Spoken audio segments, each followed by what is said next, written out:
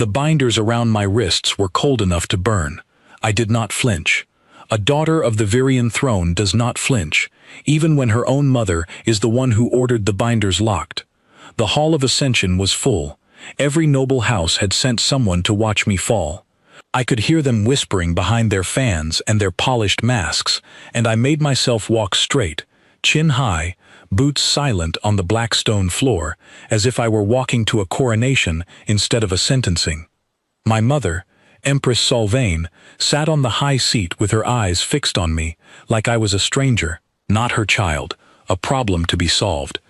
Kaelira Van Tressa, she said, and my full name in her mouth sounded like a verdict already passed. You conspired against the throne. You leaked fleet positions to the border houses. You tried to move the succession before I was even cold in my grave. I tried to stop a war before it started, I said. There is a difference. There is no difference when it costs me my throne. The hall went silent enough that I could hear my own heartbeat. I had expected exile. I had expected the mines on the outer moons, or worse, a blade across my name in the record books so that history would simply forget I existed. I was ready for those things. I had made my peace with them the moment the guards came for me. I was not ready for what she said next. You will not die, you will not be exiled, my mother continued, and there was something almost cruel in the calm of her voice.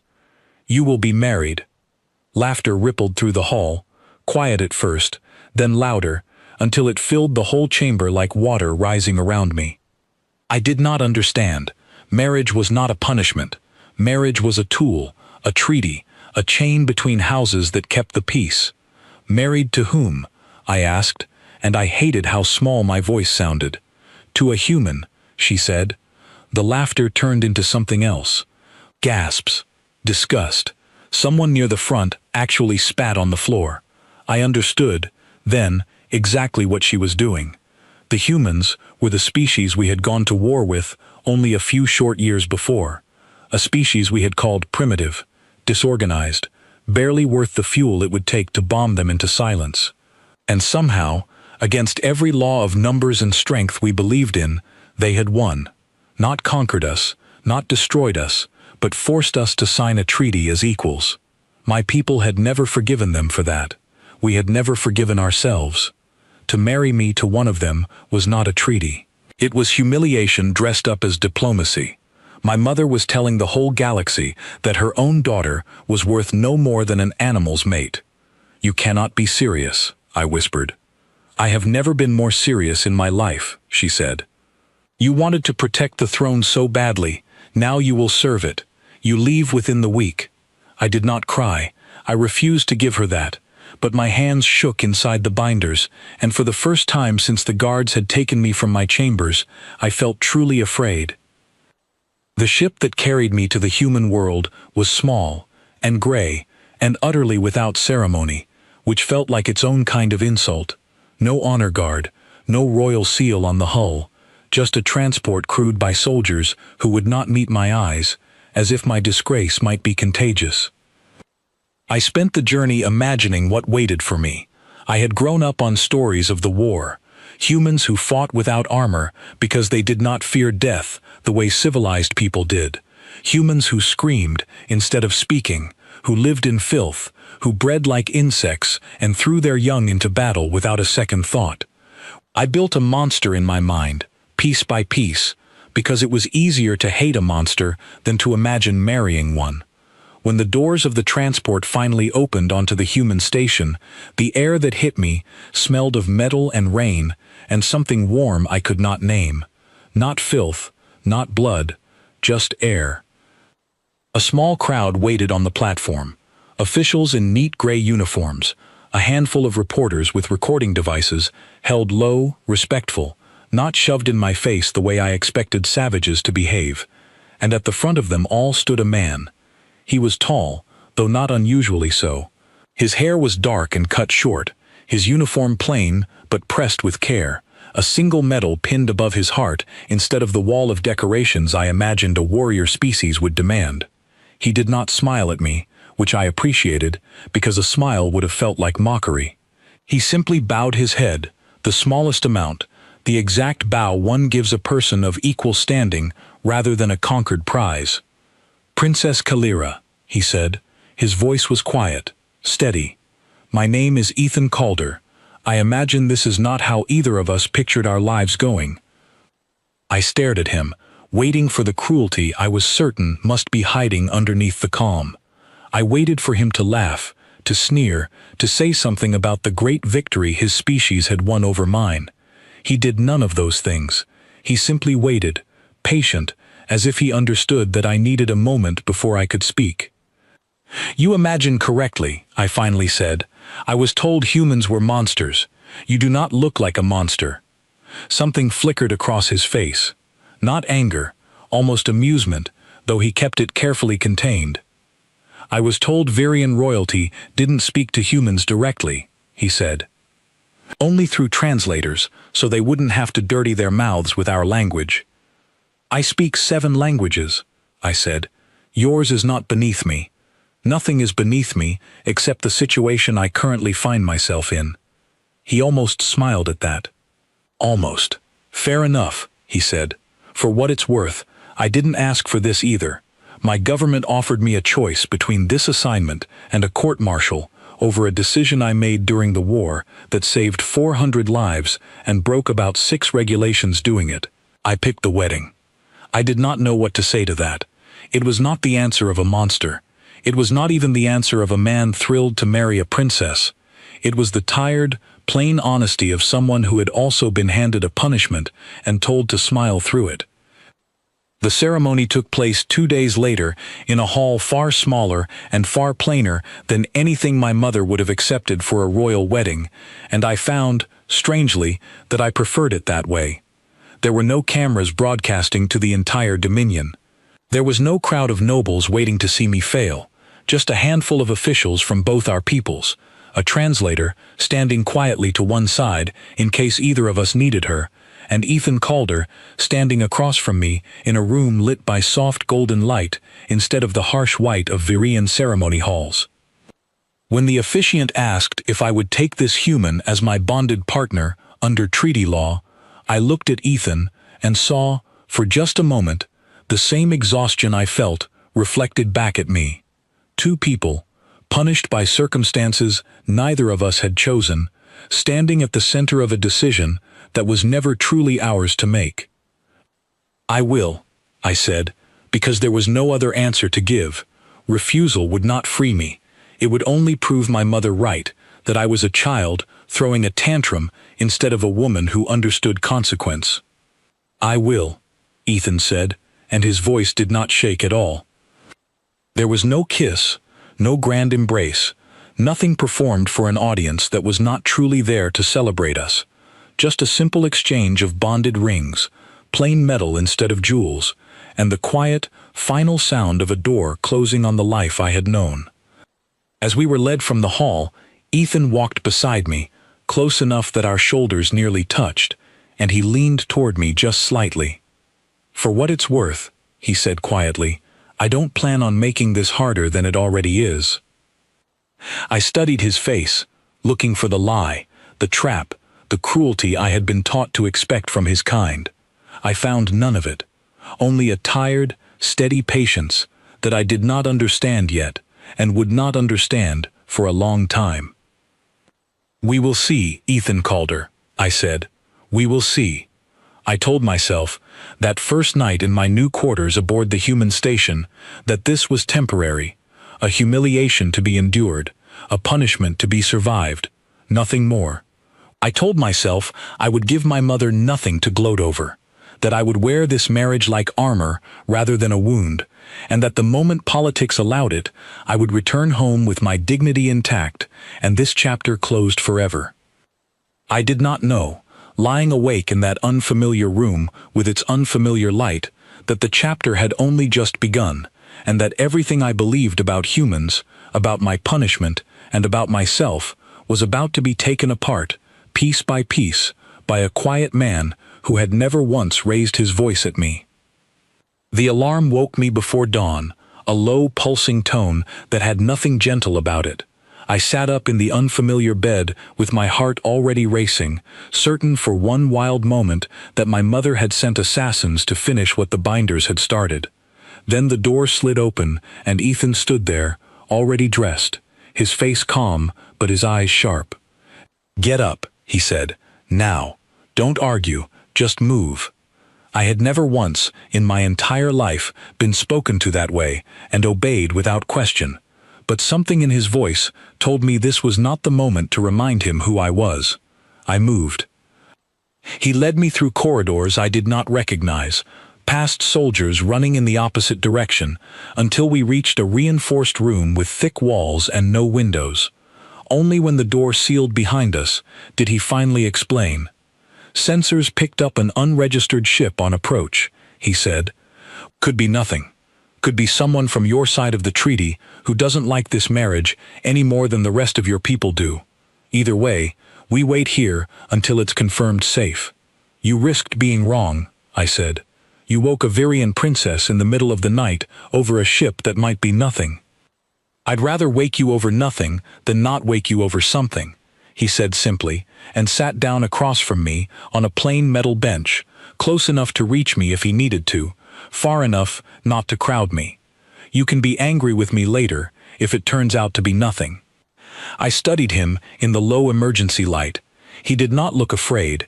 He looked alert, focused, the way I imagined a soldier looked before a battle he expected to win. I had been taught that humans fought with chaos and desperation, throwing themselves at danger with no plan and no discipline. This was not that. This was quiet, careful readiness. "Were you a soldier for long?" I asked, mostly to fill the silence, mostly because I did not want to sit there thinking about ships and assassins.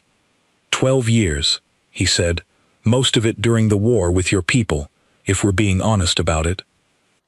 "You fought against my dominion. I fought to keep my people alive," he said. "I didn't hate Virians. I still don't. I hated watching my friends die for a war neither side fully understood the reasons for. There's a difference."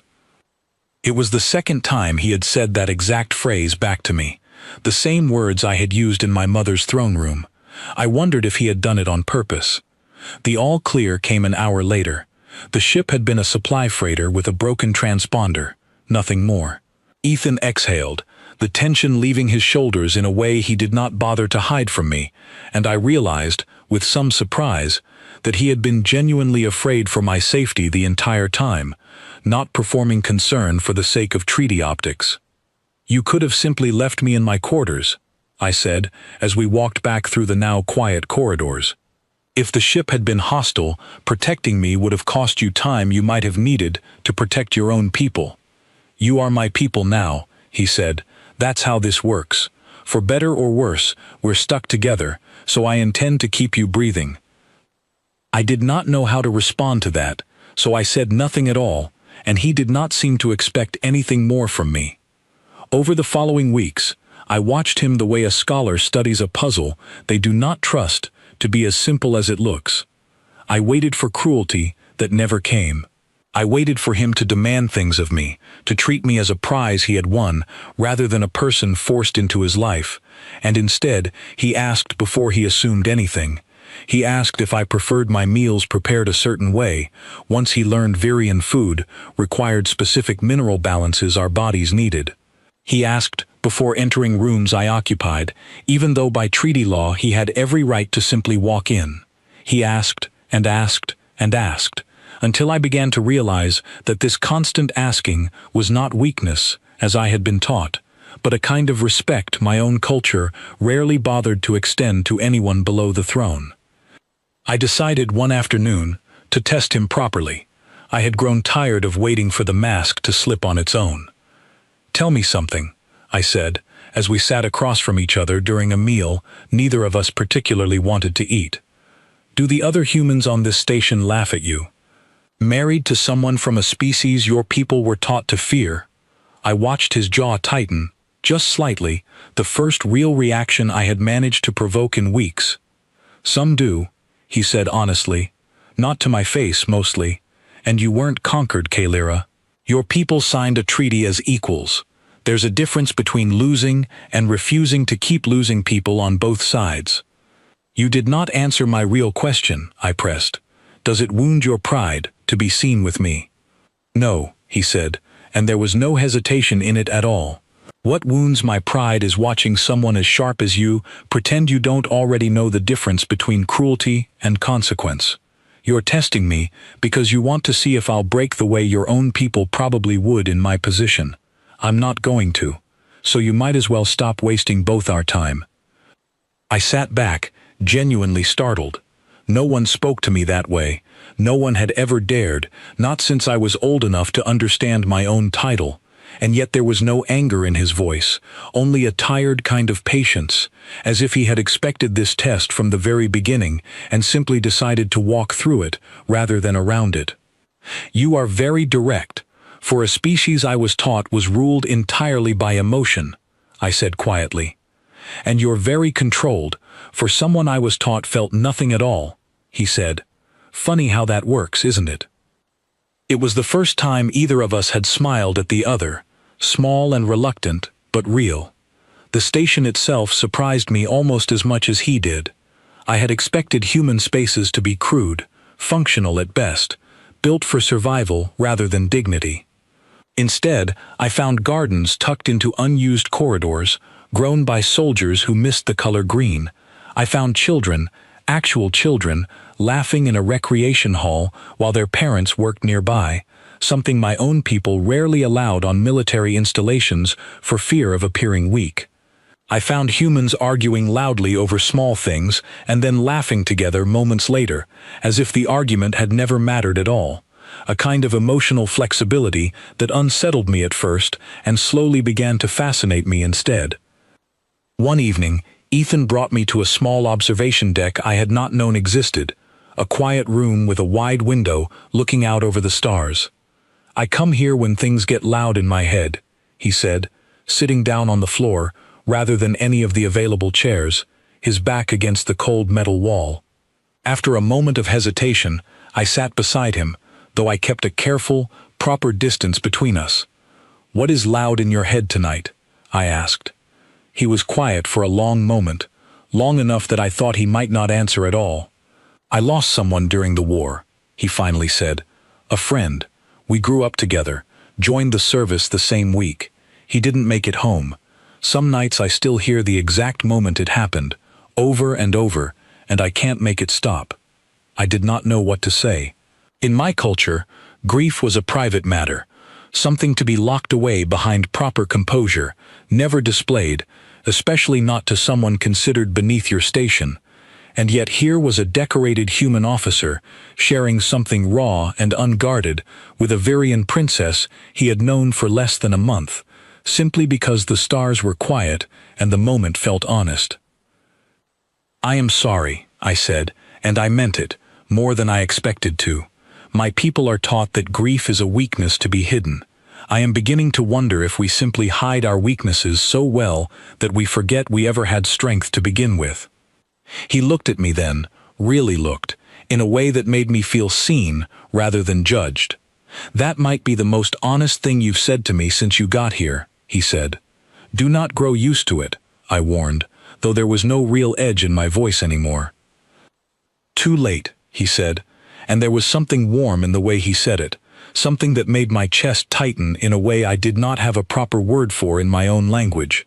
The crisis came without warning, 3 weeks later, during a diplomatic function meant to celebrate the treaty's continued success. I was standing near the edge of the gathering, enduring the usual mixture of curious stares and quiet contempt from both human and Virian guests, when I noticed a man moving through the crowd with a stillness that did not match the celebration around him. Something in the careful way he held his hands, the deliberate path he cut toward me, set every instinct in my body on alert before I could even name what was wrong. Ethan noticed a half-second before I did. "Kaylira, move," he said, and his hand was on my arm, pulling me sideways with a strength I had not expected from him, just as the man reached into his coat. What followed happened faster than I could properly track. Ethan placed himself between me and the stranger without a single moment of hesitation, No calculation of his own safety weighed against mine, simply immediate, instinctive action. Security swarmed the man before he could complete whatever he intended, and it was only afterward, in the chaos of shouting officials and shaken guests, that I realized my hands were shaking and Ethan's were not. "Are you hurt?" he asked, turning to me immediately, his hands checking my arms, my shoulders, searching for injury before he had even acknowledged his own. "No," I said, my voice unsteady in a way I hated. "Are you?" "I'm fine," he said, though I noticed a thin line along his sleeve that suggested otherwise, and he did not seem to care at all. Later, after the investigators confirmed the man had been sent by a faction within my own dominion who believed this marriage was a disgrace that needed to be corrected permanently, I sat with Ethan in the medical bay while a doctor tended the small wound on his arm. "You could have simply let security handle it," I said quietly. "You did not need to put yourself in danger for me." "I told you before," he said, wincing slightly as the doctor worked.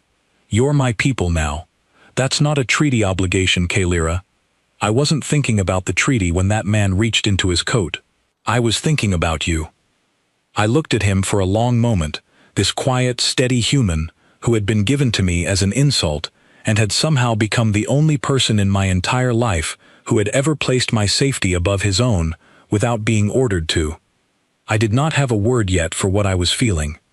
But I knew, sitting there in that small, plain room with the smell of medicine in the air, that whatever it was, it frightened me far more than any attacker ever could. The investigation into the attack lasted 11 days, and during those 11 days, something in the station changed around me. Where before the human staff had treated me with polite distance, careful and formal, now soldiers I had never spoken to nodded to me in the corridors. A woman from the medical bay brought me a warm drink one morning without being asked, simply because she had heard I did not sleep well after the attack. Small kindnesses, offered without ceremony, and I found myself unprepared for how deeply they affected me. "They are not doing this because of treaty law," I said to Ethan one evening, watching him clean a rifle he was not required to clean himself, a task I suspected he did with his own hands simply because it gave him something to focus on. "Your people. They did not know me 11 days ago. Now they treat me as if I belong here. You went through something frightening in front of a lot of them," he said, not looking up from his work. "People remember that. It's not about treaty law. It's about seeing someone go through a hard moment and deciding you're worth caring about afterward. My own people would not have done the same," I admitted quietly, and saying it aloud felt like breaking something inside myself that had been locked shut for a very long time. If a servant or a lesser noble had been attacked beside me, most of the court would have discussed it over dinner, as a curiosity, nothing more. Compassion is considered a weakness among the Virian elite.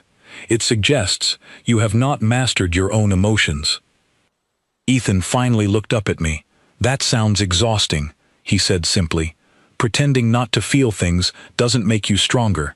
It just means you're carrying the weight alone instead of letting anyone help you carry it." I did not have an answer for that.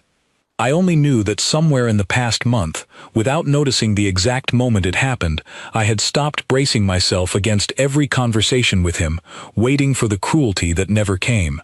I had started, instead, to look forward to these quiet evenings, to the sound of his voice when the station grew dark and still. A visiting delegation arrived from the Dominion 2 weeks later, sent officially to review the treaty's progress, though I understood immediately that its real purpose was to gather evidence of my failure. Among them was Lord Threnvask, a cousin of my mother's, and a man who had never once hidden his contempt for me, even before my disgrace. He found me alone in the station's central garden, one of the small green spaces the humans had built simply because they missed the feeling of growing things. "You look thin," he said by way of greeting, his eyes traveling over me with the same cold assessment he might give a horse he was considering for purchase. "I suppose living among animals does that to a person." "They are not animals," I said, and the words came out sharper than I intended, sharper than I would have allowed myself to speak even a month before. They have shown me more genuine kindness in a season than the Varian court has shown me in a lifetime.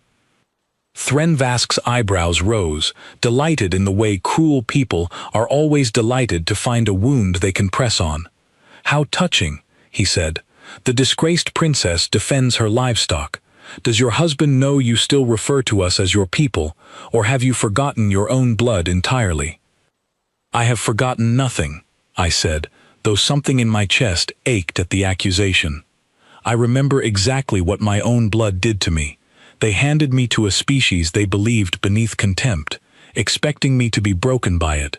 Instead, I have found decency here that I never once received at home." "Careful, Kalira," Threnvask said, his voice dropping into something quieter and far more dangerous than his earlier mockery. "Your mother sent you here to be punished, not to fall in love with your punishment. If word reaches the court that you speak of humans this way, you will not simply remain in exile. You will be replaced entirely, your bloodline erased from succession as if you never existed." He left without waiting for my response, and I stood alone among the green growing things, my heart pounding in a way that had nothing to do with fear for myself and everything to do with fear for what I might lose if his warning proved true.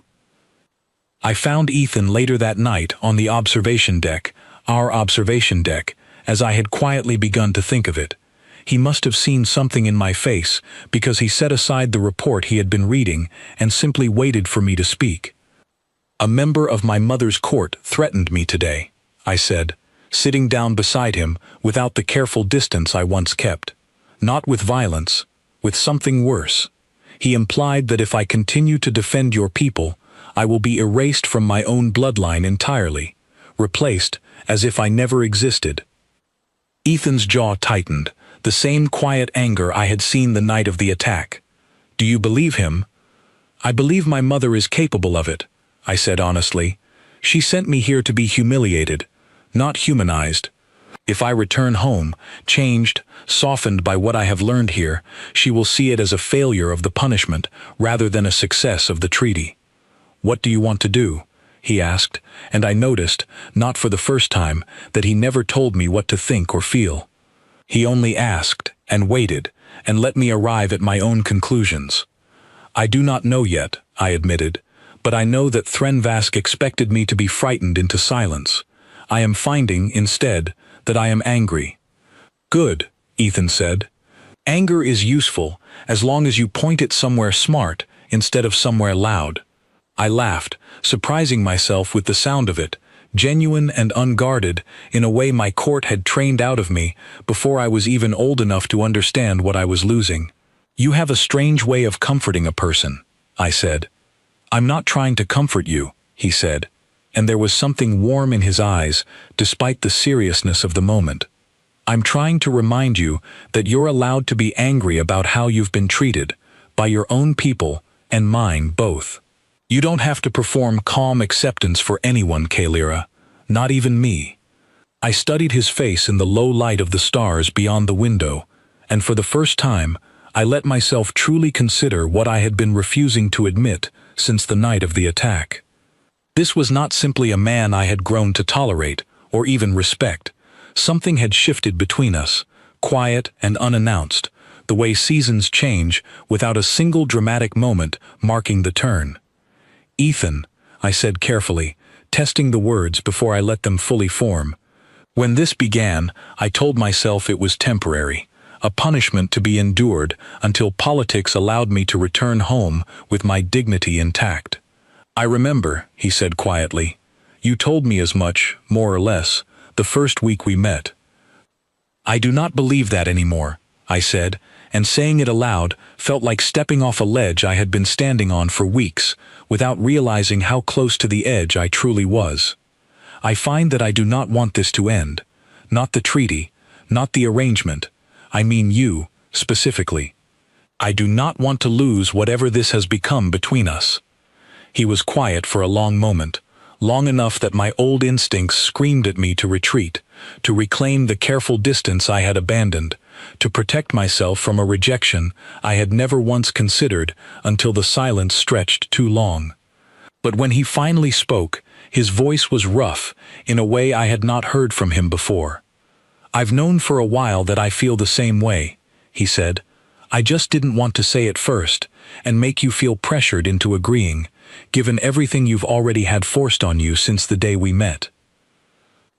Something loosened in my chest, a tension I had been carrying since the moment my mother pronounced my sentence in that cold, crowded hall.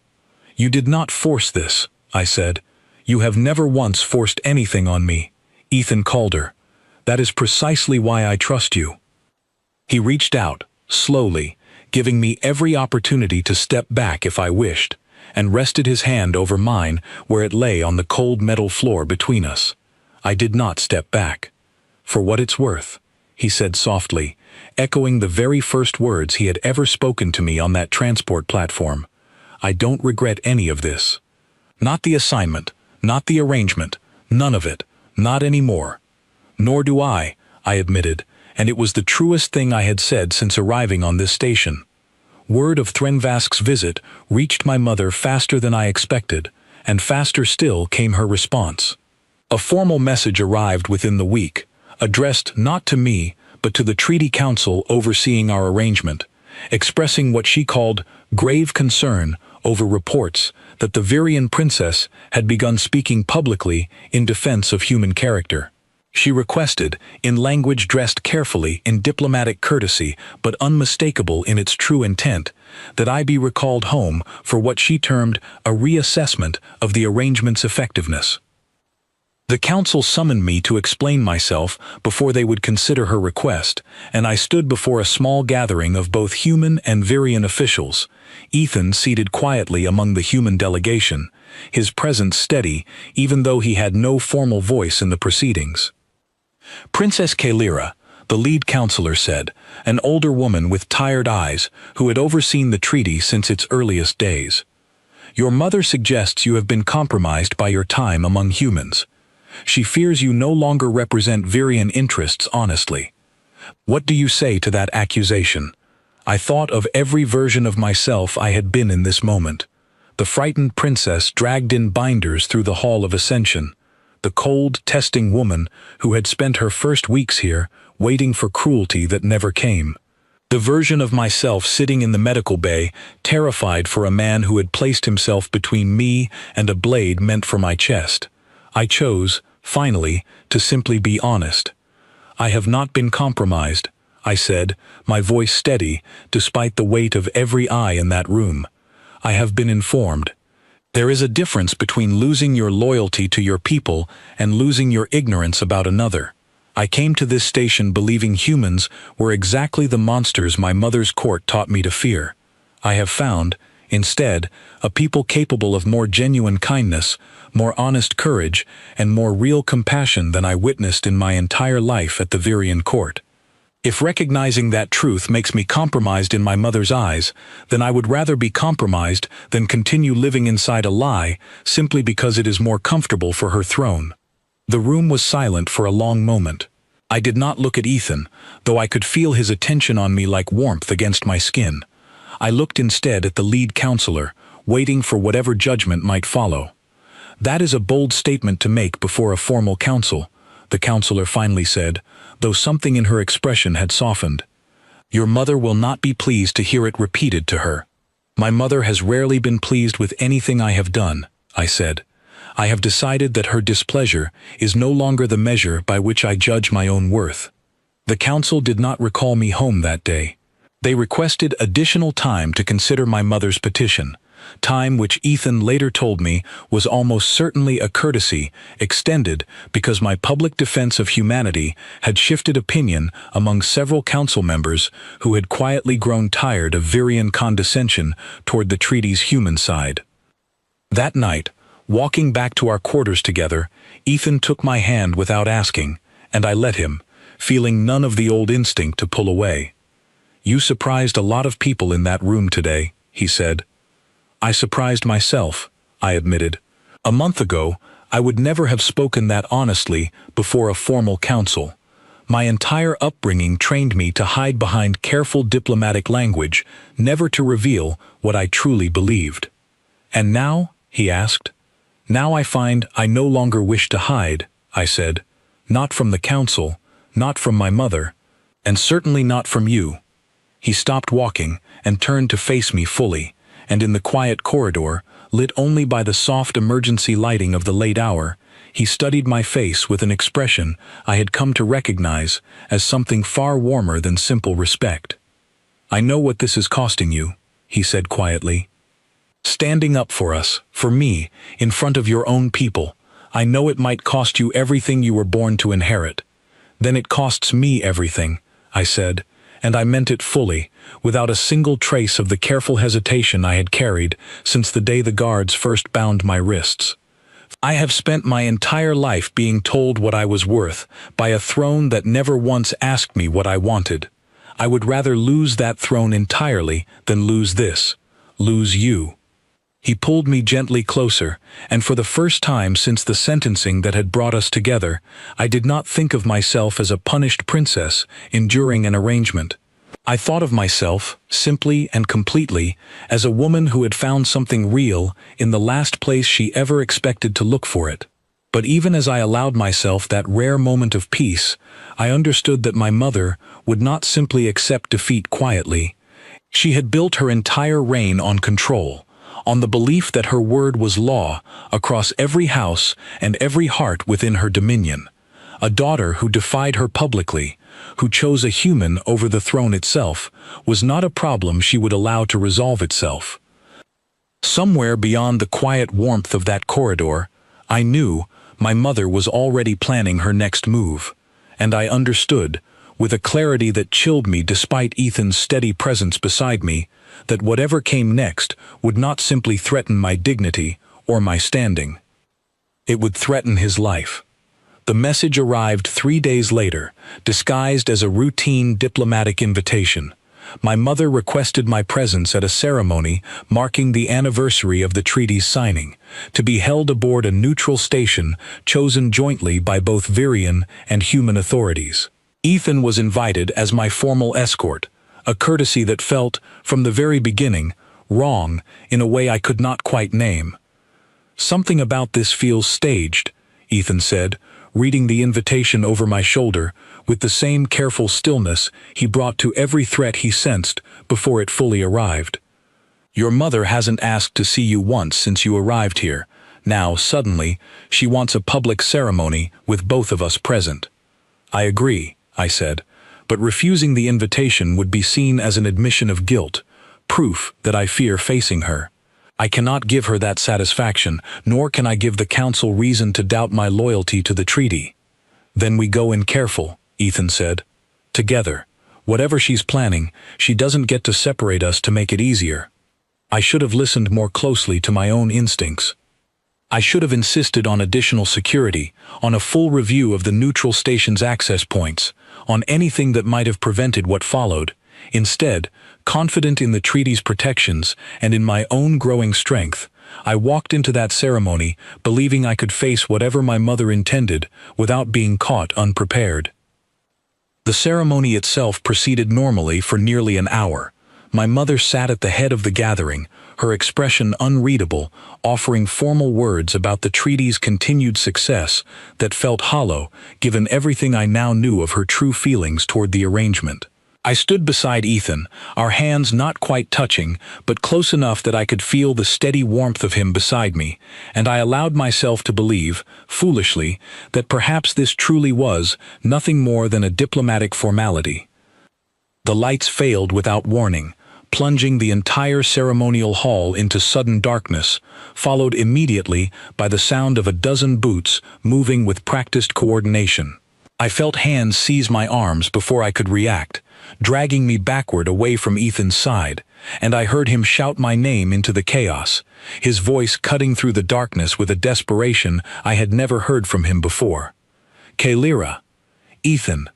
I shouted back, fighting against the grip holding me, but whoever had seized me was strong, trained, and utterly unmoved by my struggling.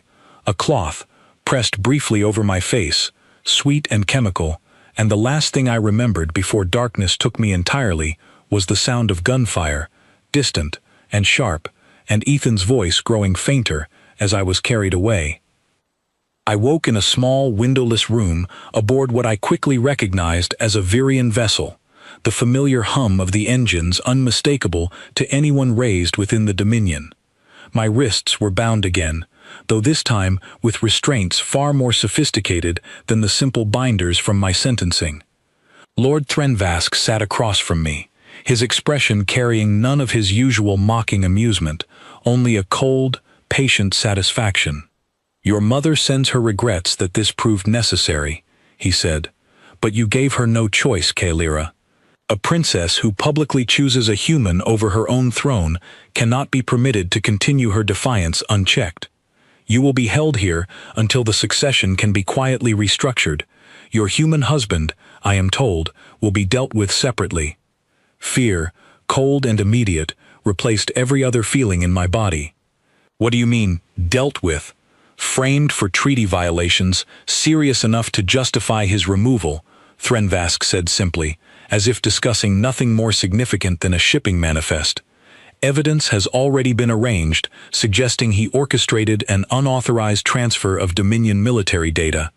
The Human Council will have no choice but to prosecute him themselves, under their own laws, which conveniently removes any suggestion that Virians interfered directly."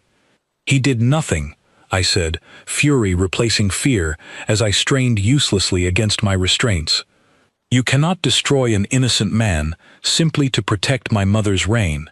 "Watch me," Threnvask said, and left without another word. I do not know how long I remained in that small, cold room, though I counted the hours by the meals brought to me in silence by guards who would not meet my eyes. I thought of Ethan constantly, wondering if the fabricated evidence had already reached the Human Council, wondering if he was even now standing trial for crimes he had never committed, while I sat helpless, unable to reach him, unable to defend him the way he had so often defended me. I refused to remain helpless. I studied every detail of my small prison with the patience my Virian upbringing had at least given me, cataloging the guard rotations, the timing of meals, the small gaps in the room's security systems that a princess raised inside a royal court might notice where an ordinary prisoner would not. On the fourth day, when a guard entered alone to collect my empty meal tray, I used every ounce of training I had received in formal Virian self-defense, knowledge my tutors had taught me, purely for ceremonial purposes, never imagining I would need it to fight my way free of my own mother's custody. The guard fell, stunned rather than seriously harmed, and I took his access codes and his weapon before slipping into the corridor beyond. What I found waiting for me there was not the empty hallway I expected, but Ethan himself, moving through the ship with a small team of human soldiers, his face lighting with fierce relief the moment he saw me standing, free, in the corridor before him. "You're here," I said, momentarily too stunned to move. "How did you find this ship?" "The moment they took you, I didn't wait for official channels," he said, closing the distance between us in a few quick strides, his hands checking me for injury, the same way he had after the attack on the station months before. "I tracked their departure trajectory myself, called in every favor I had from the war, and convinced the council to authorize a rescue mission before your mother's people could finish whatever they were planning. They are trying to frame you," I said urgently. "Fabricated evidence, an unauthorized data transfer, meant to have you prosecuted under human law while my mother quietly removes me from the succession." "I know," Ethan said grimly. "The evidence surfaced 3 days ago. I'm currently facing formal charges back home. But I wasn't about to let a court hearing stop me from getting you back first." "You risked everything," I said, staring at him in disbelief. "Your entire career, your freedom, possibly your life, to come for me before clearing your own name." "Some things matter more than my career," he said simply, and there was no hesitation in his voice at all. "Now let's get off this ship before your mother's people realize their guard isn't answering his radio." The escape from that vessel remains, even now, one of the most harrowing experiences of my life. A blur of sealed corridors and narrow evasions. Ethan's small team moving with the same quiet, disciplined precision I had first noticed in him the very day we met. We reached the escape shuttle with Virian security only moments behind us, and I watched, through the small viewport, as we broke away from the larger ship, my mother's vessel growing smaller against the stars, carrying with it the throne I had been born to inherit and might now never see again. "What happens now?" I asked quietly, once the immediate danger had passed and the shuttle settled into the long, quiet journey back toward human territory. "Now we clear my name," Ethan said. "And we make sure your mother understands that kidnapping a treaty princess and framing an innocent officer isn't something the council will simply overlook, regardless of whose daughter is involved." The trial that followed, once we returned to human space, drew attention from across both our peoples, a public reckoning neither side could avoid. Ethan stood before the human council, formally charged with crimes he had never committed, while I stood beside him, refusing every suggestion from officials that I remain separate from the proceedings for the sake of political neutrality. "I have evidence," I told the council, the same tired-eyed woman from the earlier hearing presiding once again over my fate and Ethan's both. Lord Threnvask confirmed to me directly, aboard the vessel where I was held, that the evidence against Officer Calder was fabricated specifically to remove him from my life without implicating Virian involvement directly. "I am prepared to testify to that confession under any oath your law requires." The council chamber fell silent, the weight of my words settling over officials from both species who had gathered to witness what many had assumed would be a straightforward, if uncomfortable, prosecution. "You understand," the counselor said carefully, "that testifying against your own mother's court, in a human court of law, will end any possibility of your eventual return to the Virian throne." "I understand completely," I said, and my voice did not waver at all. "I have already chosen where my loyalty lies. It lies with the truth, and it lies with the man standing beside me, who has done nothing but protect me since the day we were forced together by a punishment meant to destroy us both." I testified for nearly 3 hours, recounting every detail of my captivity, every word Threnvask had spoken, every piece of the plan he had so carelessly revealed in his confidence that I would remain helpless and silenced. When I finished, the chamber remained quiet for a long moment before the lead counselor finally spoke. "In light of this testimony," she said, "and pending further investigation into the Virian court's involvement, all charges against Officer Ethan Calder are hereby dismissed."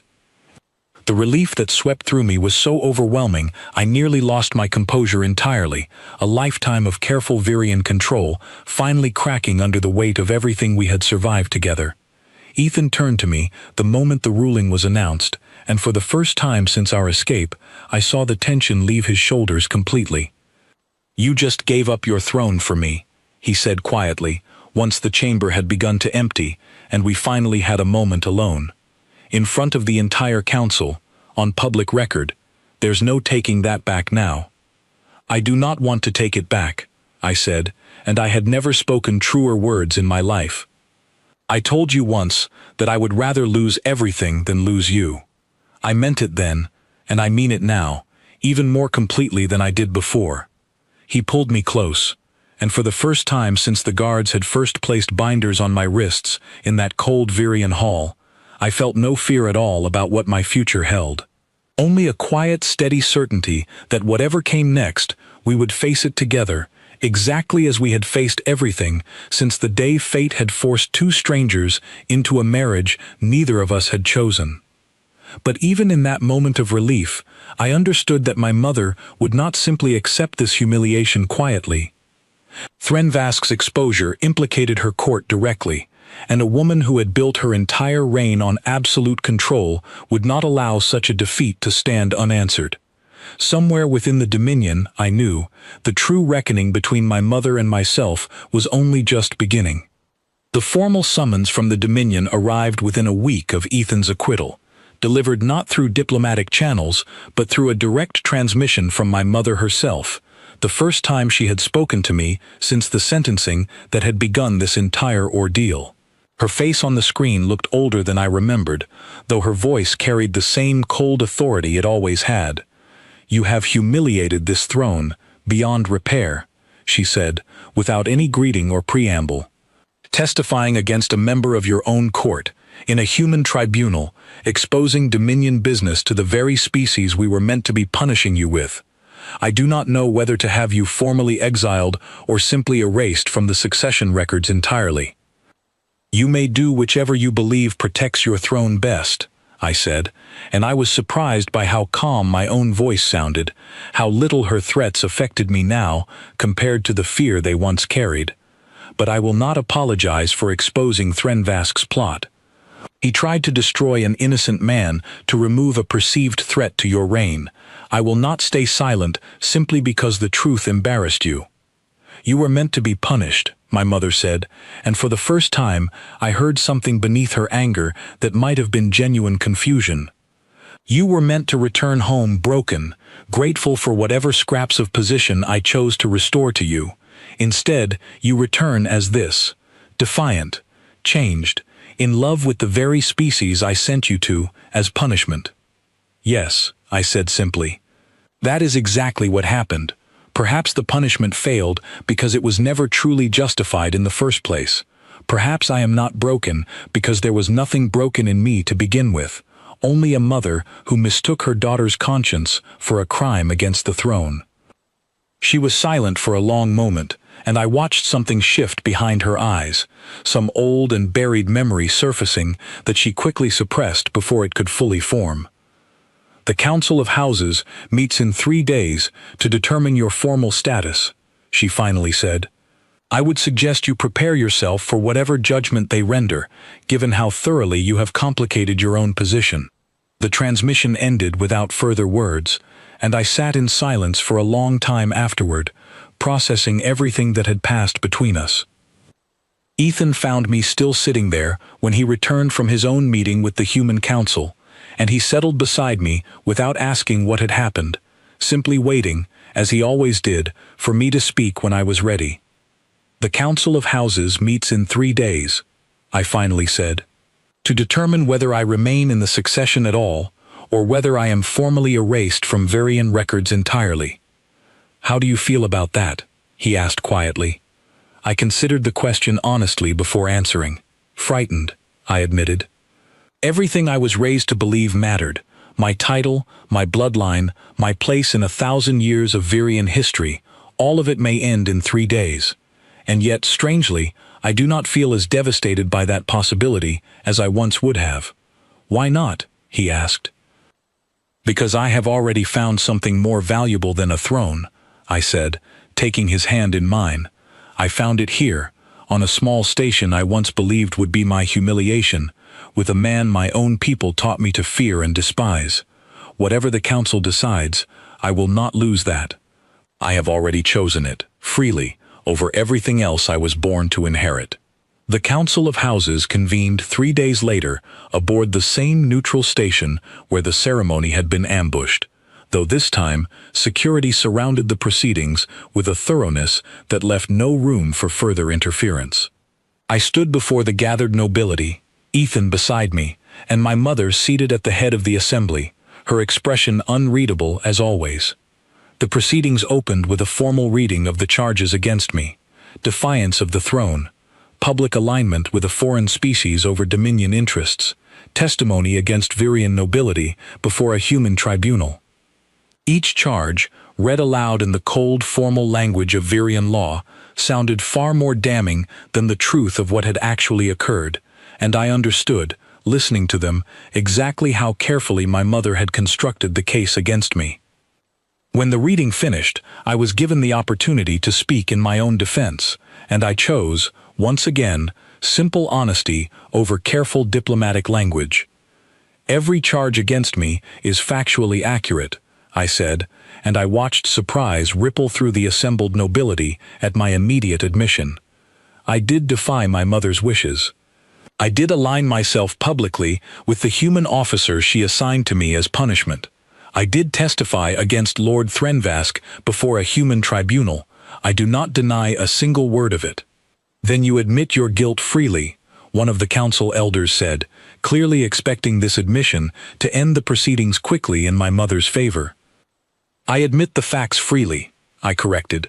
"I do not admit guilt, because I have done nothing wrong. I was sentenced to marriage as punishment for trying to prevent unnecessary conflict between our peoples. In that marriage, I found a man of genuine honor, who protected me from an assassination attempt at cost to his own safety, who came for me personally when I was kidnapped by members of this very court, who faced false charges rather than abandon the search for my safety.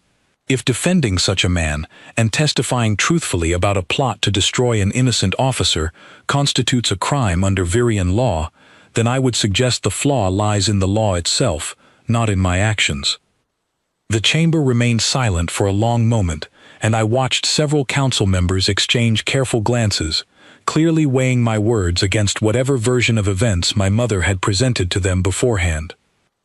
"The princess raises a fair point," said an older noblewoman I did not recognize, her voice carrying enough authority that several others turned to listen. "Lord Threnvask's plot against a human officer, if true, represents a far greater threat to treaty stability than anything the princess herself has done. Perhaps this council's attention is more appropriately directed toward investigating his conduct rather than punishing the princess for exposing it." Murmurs of agreement spread through the assembly, and I watched my mother's expression tighten, the first genuine crack I had seen in her composure since the proceedings began. "Threnvask acted under my authority," my mother said finally, and the admission, spoken aloud before the full council, seemed to surprise even her. "I ordered the fabrication of evidence against the human officer.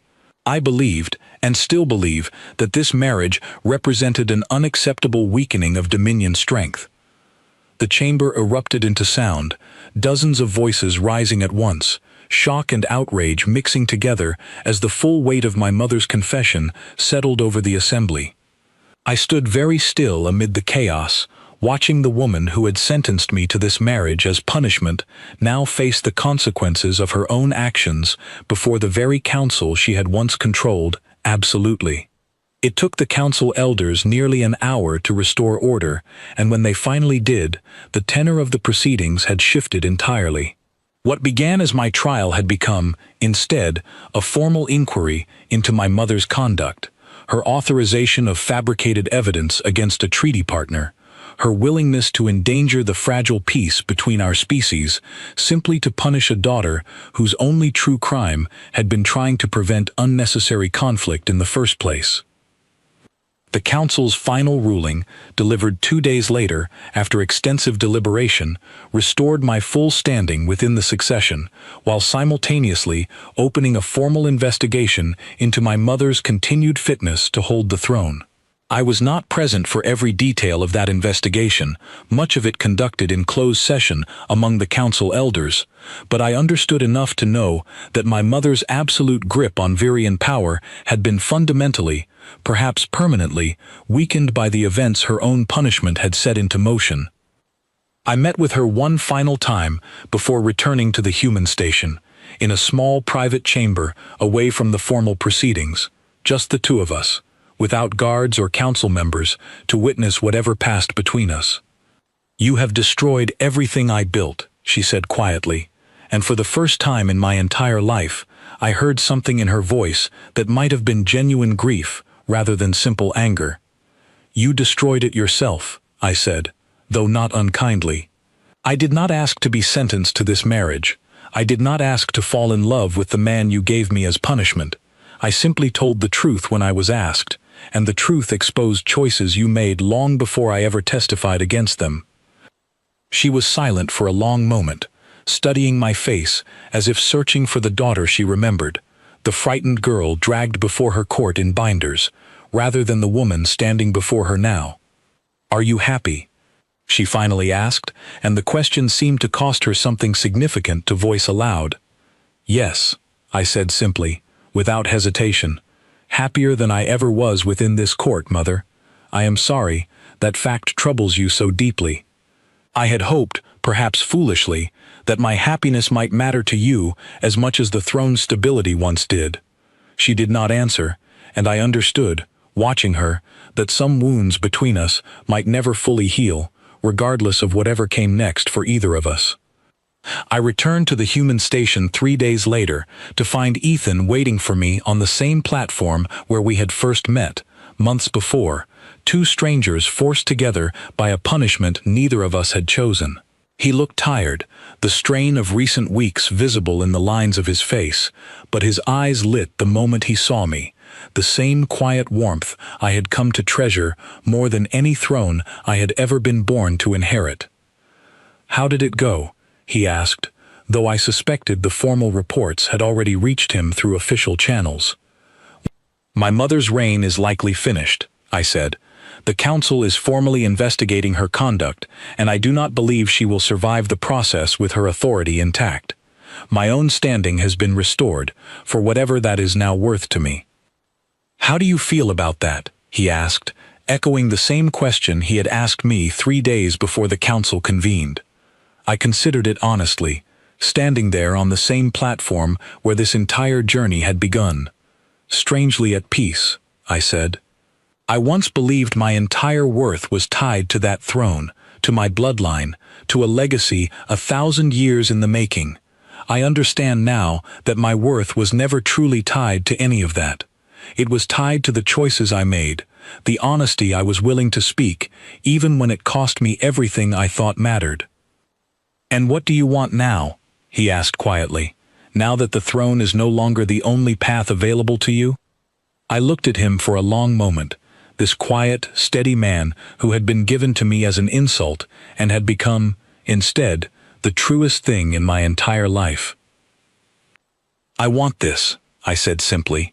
"I want you, and whatever life we choose to build together, whether it happens here on this station or somewhere else entirely, or wherever the treaty eventually sends us both. I do not need a throne to know my own worth anymore, Ethan. I only need this. I only need you." He pulled me close, right there on the platform, in full view of anyone who happened to be watching, and for the first time since the guards had first placed binders on my wrists in that cold Virian hall, I felt no fear at all about the future stretching ahead of us. Word came, months later, that the Council of Houses had formally removed my mother from the throne, replacing her with a distant cousin who had quietly supported treaty reform for years without ever openly defying her authority. I felt no satisfaction in her fall, only a quiet, complicated grief for the mother I had once hoped might see my happiness as something worth celebrating rather than something worth destroying. Ethan and I remained aboard the human station, though our roles shifted over time, from a punishment neither of us had chosen into a genuine partnership that other treaty families began to study as a model for peaceful integration between our two peoples. I found purpose I had never expected in that work, helping other Virians and humans navigate the same fears and misunderstandings that had once separated us so completely, using our own unlikely story as proof that the differences between our species were never as vast as either side had once believed. Some nights, sitting together on our observation deck with the stars stretching endless beyond the window, I still think of that cold hall where my mother pronounced my sentence, certain she was destroying me with the punishment she chose. I think of how thoroughly she failed, and how grateful I remain, even now, that fate forced me into the arms of a quiet human officer who never once demanded anything from me except honesty. She meant to humiliate me. Instead, she gave me the truest love I have ever known, and a life I would not trade for any throne in the entire Dominion.